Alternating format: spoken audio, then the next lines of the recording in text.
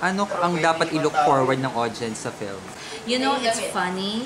There will be ha-ha-ha moments, yung funny moments. Pero there will be moments na simple lang na matatawa ka, na panloob, parang maalala mo siguro sa may parang elements na crying, ladies.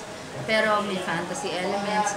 Tapos, may moments na may puso talaga. Kasi the whole premise is gusto nga niya mag-uuli yung pamilya niya. Tapos, mag-uuli lahat ng yung buong bayan dahil mula nang nawala yung nachichismis na pamilyang hindi lumuluha.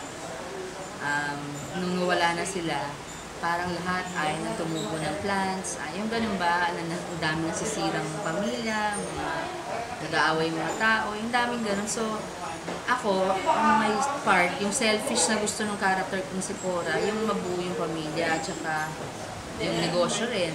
Pero, nagsisisi ako dito dahil mas binigyan ko ng priority yung pagpapayaman kaysa dun sa pamilya ko. So, naghinahanap kong pilit yung pamilya, kahit isang miyembro lang, para makatulong sa akin. Tapos, eventually, sa buong bayan din sana. I know, bago po ito, pero ang tagal na natin hindi nakikita sa silver screen, sa cinema. Sana po abangan nyo, not just for me, let's support the independent film industry kasi ang dami ng obrang nakukuha dito. Ito po, kakaiba talaga sa lahat ng ginawa ko. Tapos magaling po talaga si Direk Mes de Guzman. Minsan, masarap manood ng pelikulang ibang klase naman na simple lang pero may puso. Matatawa ka, medyo matatouch ka, yung gano'n. Tsaka, iba po yung character ko dito. So, tuwan-tuwa po ako may chance kung maging ganito. Ganito yung character ko sa movie na ito. So, I hope you look forward to it because may puso po yung pelikula. So, let's support Cinemalaya. Excited ka ba ate na first Cinemalaya mo? Yes!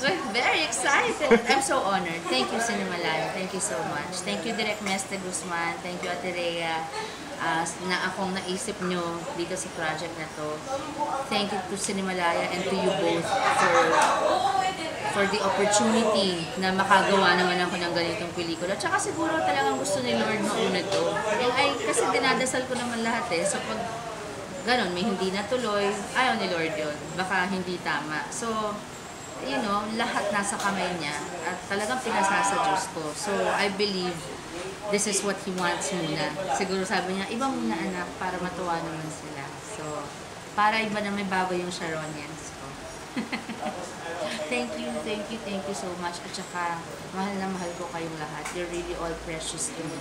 Kasi talagang hindi ko malilimot hanggang mamatay ako. Mga pinakamamahal ko nga, pinakasalan na. Yung iba, naging boyfriend mo, minahal mo, sinaktan ka pa, diba? Samantalang kayo, hindi ko kayo nakikita everyday.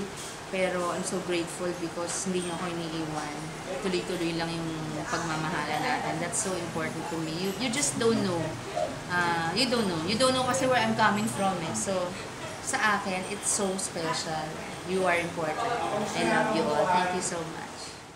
Hi, ATS! All things Sharon, I love you. Thank you for your support. Huwag niyo pong bibitawan yung channel na to.